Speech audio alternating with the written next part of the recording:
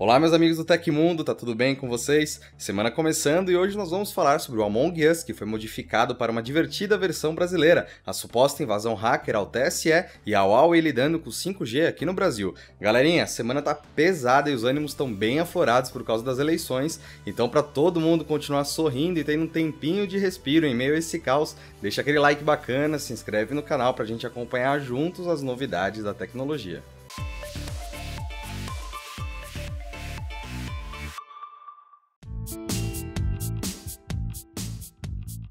Fãs desenvolveram uma versão totalmente jogável de Among Us, agora localizada não somente em português, mas com inúmeras referências ao Brasil. O projeto, que é basicamente uma reskin muito bem trabalhada, foi completamente alterada para criar uma identidade nacional, desde o design e nomes das salas e dos astronautas, até as próprias mecânicas do jogo. A versão brasileira de Among Us já chama atenção logo no menu inicial, com todas as opções localizadas em português do Brasil, e o próprio título do jogo com as cores brasileiras. Como é possível observar nas imagens, o mapa foi totalmente retrabalhado para receber salas com nomes de empresas e serviços nacionais, enquanto a tripulação passou a ser chamada de rapaziada e o impostor de vacilão. Para quem tiver interesse em baixar o game completo, basta acessar a matéria aqui embaixo que disponibiliza total acesso a chapéus, trajes e animais, assim como na versão craqueada de Among Us, lembrando que o mod é exclusivo de computador.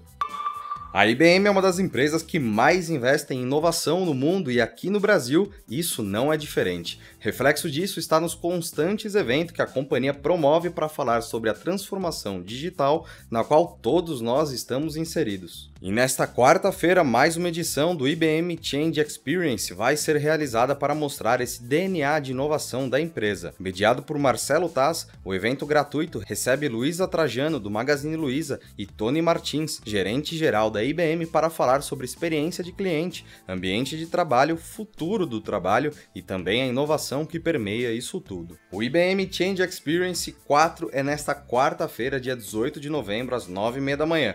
Confira o link da inscrição aqui na descrição desse episódio.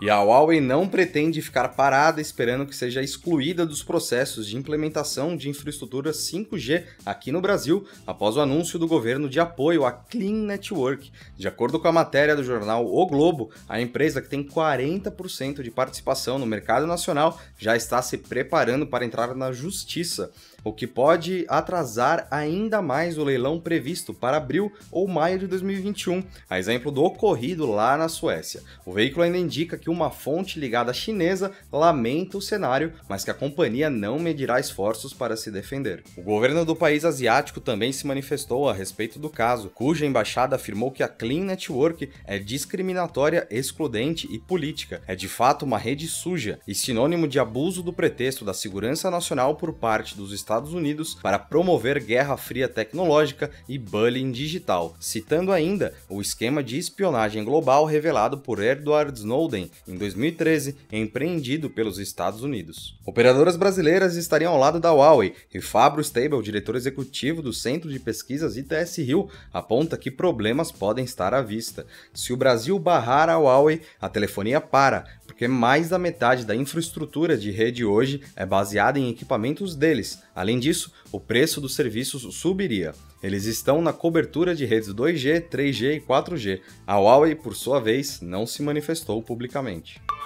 Com o objetivo de levantar dúvidas sobre a segurança do Tribunal Superior Eleitoral, o TSE, e da lisura das eleições 2020 que aconteceram neste domingo, um grupo de criminosos digitais republicou um apanhado de dados antigos, possivelmente de 10, 20 anos atrás, como se fossem resultado de um ataque recente ao TSE. Alguns veículos chegaram a repercutir o vazamento falso como se o dito grupo estivesse tentando demonstrar que a segurança da justiça eleitoral não é tão forte como a instituição chegou a afirmar nas últimas semanas. O grupo que assumiu a responsabilidade pelo suposto ataque é conhecido em seu meio por aproveitar situações oportunas para divulgar vazamentos antigos como se fossem novos. Porém, vale notar que o aplicativo e-Título e outros sistemas do TSE ficaram instáveis devido à alta demanda. A corte fez um pronunciamento sobre o problema na manhã de hoje. Fontes do Tecmundo conseguiram confirmar que existem registros de data e hora no pacote de dados divulgado neste domingo, remetendo ao período de 2006 até 2010. Aparentemente, as informações foram subtraídas de um servidor abandonado. Isso torna os dados completamente irrelevantes,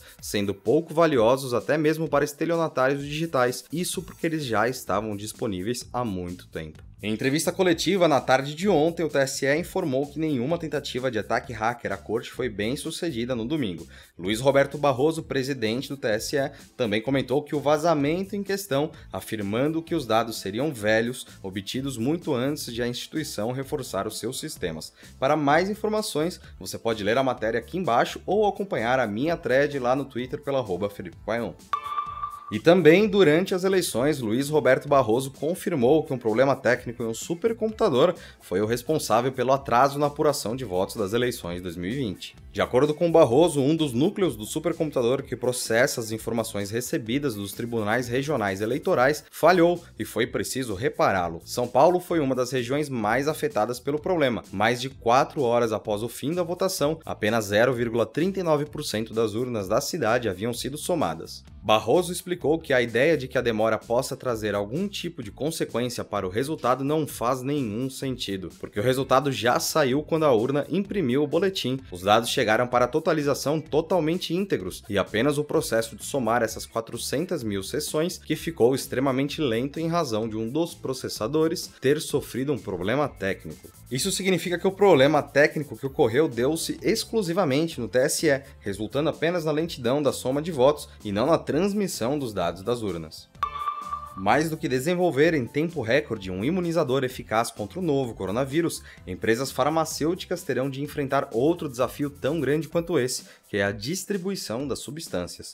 Não é diferente com a vacina da Pfizer, cujos dados de testes recentemente indicaram ter funcionado em 90% dos voluntários. Afinal, como transportar algo que, para se manter íntegro, precisa ser mantido em uma temperatura similar à do Polo Sul em um dia de inverno, 70 graus negativos? Carlos Murilo, presidente da companhia responsável pela fórmula, durante evento virtual realizado na Academia Nacional de Medicina, explicou que, para possibilitar a chegada da vacina a diversos lugares do mundo, caixas que funcionam como refrigeradores e se valem de gelo seco estão sendo produzidas pela empresa. Comportando até 5 bandejas, tais dispositivos são capazes de suportar até 195 frascos. Além disso, os cerca de 100 mil recipientes esperados até novembro serão equipados com sensores de temperatura e GPS.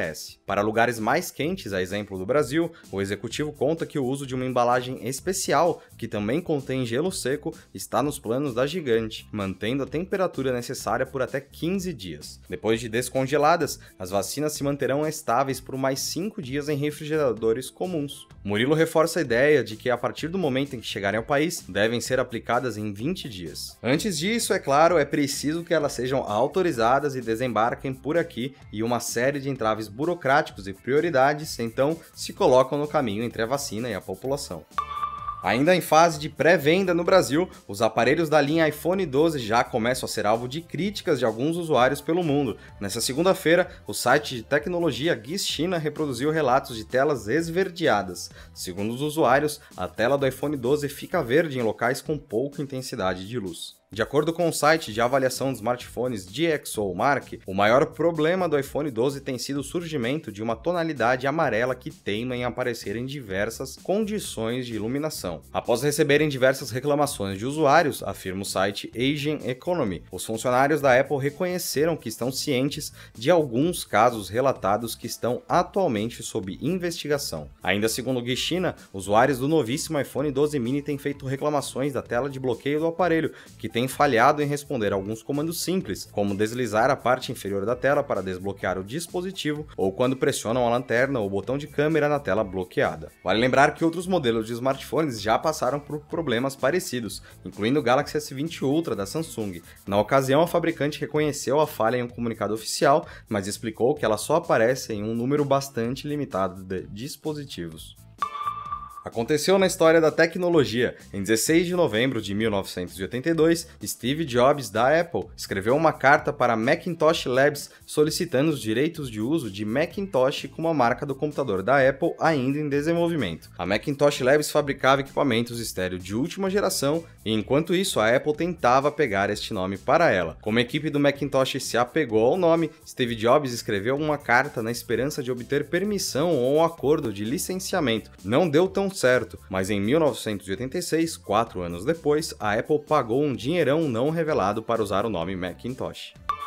E essas foram as notícias do Hoje no Tecmundo dessa segunda-feira. O programa vai ao ar de segunda a sexta, sempre no fim do dia. Os links e tempos de todas as notícias que a gente deu aqui estão no comentário fixado no YouTube e na descrição do episódio nas plataformas de áudio. Quem quiser assinar o programa como podcast, os links estão na descrição desse vídeo. Aqui quem fala é o Felipe Paião e amanhã tem mais. Você pode me encontrar lá no Twitter pelo @Felipe Paião. Espero que vocês continuem seguindo as recomendações da Organização Mundial da Saúde. A pandemia não acabou. Um abraço e até amanhã.